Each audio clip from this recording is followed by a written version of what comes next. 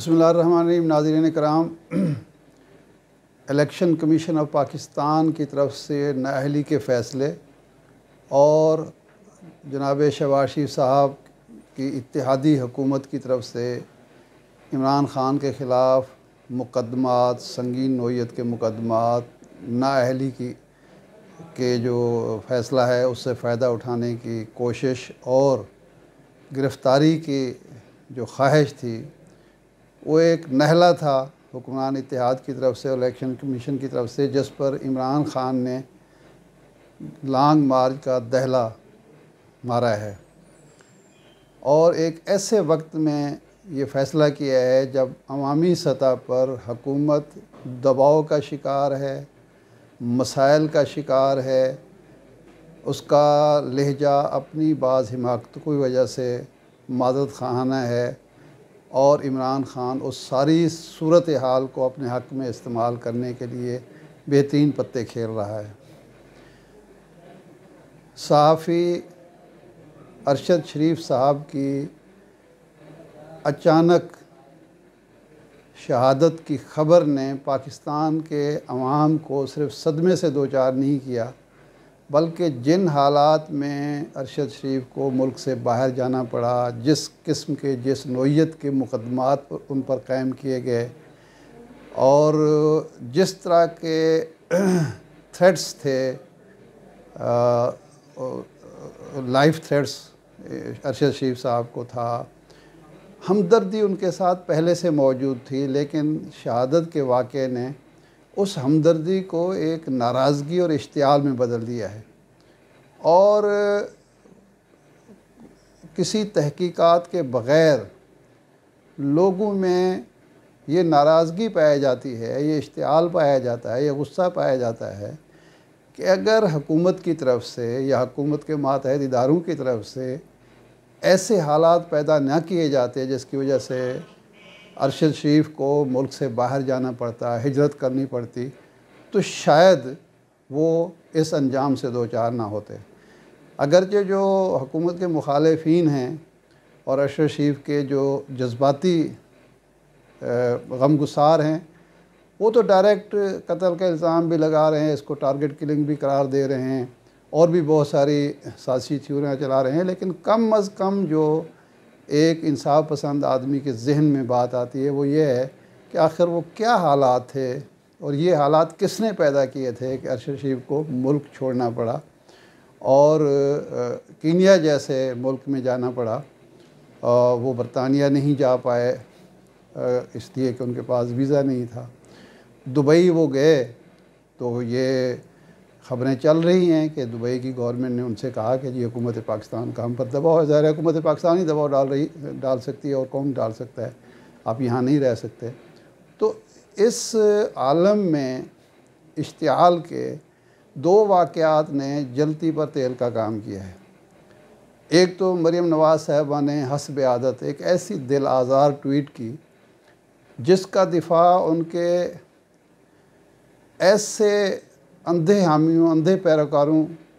अंधे मुक़ल्लिदीन की तरफ से करना भी मुमकिन नहीं रहा और उन्हें भी उसकी मज़म्मत करनी पड़ी, मुखालफत करनी पड़ी और उन्हें कहना पड़ा कि मरीम नवाज़ को ये बात नहीं करनी चाहिए थी। और दूसरा, राना वज़ीर दाखिला राना सनाउल्लाह साहब ने जो इंटरव्यूज़ दिए और उन्होंने कहा कि वो सोने की स्मगलिंग का मसला और ये क्यों गए थे यहाँ से और क्यों नहीं इमरान ख़ान ने उनको बैरून मुल्क अच्छी रिहाइश फराहम की, क्यों नहीं वीज़ा लगवा के दिया और क्यों नहीं उन्हें ऐसी जगह पे रखा गया, उनके बच्चों के लिए कोई और उनकी आमदनी का कोई ज़रिया नहीं सोचा गया। उससे लोगों के अंदर अजीब व गरीब जज्बात पाए जाते हैं कि आप उनके फैमिली पर, उनके मद्दाहों पर, उनके गम गुसारों पर अजीब व गरीब किस्म के इल्ज़ाम तराशी कर रहे हैं और उनके ज़ख्मों पर नमक पाशी कर रहे हैं, ये सोचे बग़ैर कि आप इस मुल्क के वज़ीर दाखिला हैं। तो कौम जब ऐसी जज्बाती कैफियत में है और इसको रजीम चेंज के तनाजुर में देखा जा रहा है सारे अंदोहनाक वाक़े को, इमरान ख़ान का लॉन्ग मार्च جو لوگ پہلے لا تعلق بھی تھے اور جو لوگ یہ سمجھتے تھے کہ یہ دو سیاسی فریقوں کی، دو سیاسی دھڑوں کی کشمکش ہے، وہ بھی اب ہمدردی کا اظہار کر رہے ہیں، اور وہ یہ سمجھتے ہیں کہ موجودہ حالات سے نکلنے کی واحد صورت یہ ہے کہ جو رجیم چینج کا ڈرامہ رچایا گیا تھا اس کو ریورس کیا جائے، اور ریورس کرنے کی جو ایک جمہوری ریورس کرنے کا ایک جمہوری طریقہ ہے وہ یہی ہے کہ ملک میں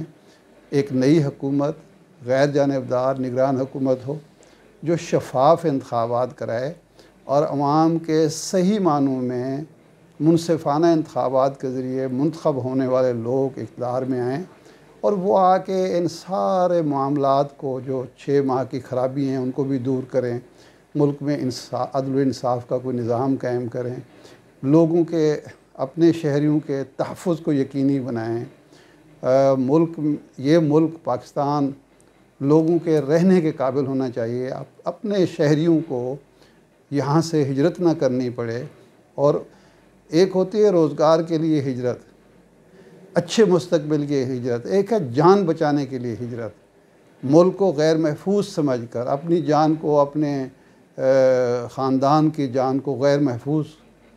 تصور کر کے ہجرت کرنا، جو کبھی ترین ایک صورت ہوتی ہے، کسی ملک کے لیے شرمندگی کا باعث ہونا چاہیے، کسی ریاست کے لیے انتہائی ندامت کا باعث ہونی چاہیے کہ اس کا کوئی شہری اس لیے ملک چھوڑے کہ وہ سچ بولنے کی قیمت اپنی جان کی صورت میں ادا کرنے پر مجبور ہے۔ اختلافات ہوتے ہیں، سیاسی اختلافات ہوتے ہیں، نقطہ نظر کا اختلاف بھی ہوتا ہے، لیکن کسی شخص کو کی زندگی کو غیر محفوظ کر دینا، اور اس کے بعد جب وہ ملک چھوڑ کے چلا جائے اور کسی حادثے کا شکار ہو جائے اور لوگ انگلیاں اٹھانے لگیں کہ یہ حادثہ نہیں ہے، یہ ٹارگٹ کلنگ ہے، اور پھر ان کے زخموں پر نوپاشی کی جائے، عجیب و غریب قسم کے سوالات اٹھائے جائیں، اور یہ تک کہا جائے کہ وہ کیوں گیا تھا، اس کو جانے کی کیا ضرورت تھی، اور فلاں نے اس کی مدد کیوں نہیں کی۔ تو اس سے جو ایک ملک کے اندر، لوگوں کے اندر، عام شہریوں کے اندر 2 چیزیں پیدا ہو رہی ہیں۔ ایک تو یہ ہے کہ یہ ملک جو ہے آہستہ آہستہ صرف کاٹ کباڑ قسم کے لوگوں کے رہنے کے قابل ہے، کسی ذہین آدمی کے لیے، کسی سچے آدمی کے لیے، کسی دلیر آدمی کے لیے، کسی آزادی اظہار کے علمبردار کے لیے رہنے کے قابل نہیں ہے۔ نمبر 2، ریاست جو ہے وہ صرف ان کرمنلز کی حفاظت کرتی ہے، کرمنلز کو فوائد پہنچاتی ہے، کرمنلز کے لیے آسانیاں پیدا کرتی ہے جن کا اس دھرتی کے ساتھ صرف مفاد کا رشتہ ہے، اور ان شہریوں کو کسی قسم کی معاونت فراہم نہیں کرتی جو اس ملک کو واقعتاً دنیا کا ترقی یافتہ جمہوری فلاحی ملک دیکھنا چاہتے ہیں، جو اس ملک کو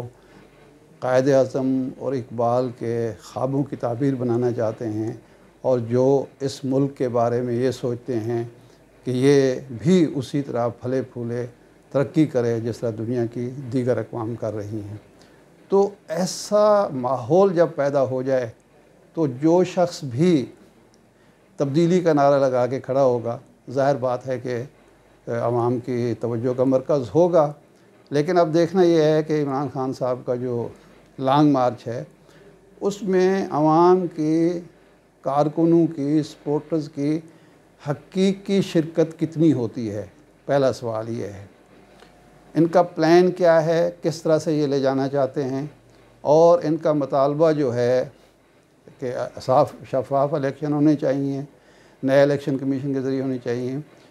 اس کی پذیرائی کے لیے حکومت پر اور حکومت کے سرپرستوں پر کتنا دباؤ آتا ہے۔ یہ اب امتحان ہے عمران خان صاحب کا اصل، کہ کیا انہوں نے جو ابھی منظر عام پر اسد عمر صاحب کے ذریعے آیا ہے، کیا یہ 1 ہفتے کا پروگرام جو ہوگا یہ دباؤ میں جو ہے مددگار ثابت ہوگا، یا ان کے مداحوں کو، ان کے کارکنوں کو، ان کے پیروکاروں کو، یا لانگ مارچ میں شریک ہونے والوں کو تھکا دے گا، کیونکہ 1 ہفتے کا سفر کرنا جو ہے وہ کوئی آسان کام نہیں ہے۔ اس کے لیے کتنے انتظامات کیے گئے ہیں۔ ظاہر بات ہے اسلام آباد میں آج کی جو اطلاع ہے وہ اسلام آباد میں درجہ حرارت 15-16 تک چلا گیا ہے، تو اس کے موسم کے مطابق وہاں رہائش کا کتنا بندوبست ہوگا، کھانے پینے کا، باقی جو حاجات ہوتی ہیں ان کی پوری کرنے کے لیے کیا انتظامات کیے گئے ہیں۔ جو لوگ ان کو یقین دہانیاں کرا رہے ہیں کہ جی ہم اخراجات بھی برداشت کریں گے، لوگوں کو لے کر آئے ہیں، وہ اپنے وعدے کس طرح پورے کرتے ہیں۔ یہ اب ہم جمعہ بہت دور نہیں ہے، جمعے کے دن ہمیں اندازہ ہو جائے گا کہ عمران خان صاحب کی اپیل کس حد تک مؤثر ثابت ہوتی ہے۔ لوگ ہمدردی تو رکھتے ہیں عمران خان کے کاز سے، جو قومی کاز ہے، لیکن عملاً وہ حصہ کتنا لیتے ہیں، دباؤ بڑھانے میں کتنے مددگار ثابت ہوتے ہیں، یہ ہمیں جمعہ ہفتے کو معلوم ہو جائے گا۔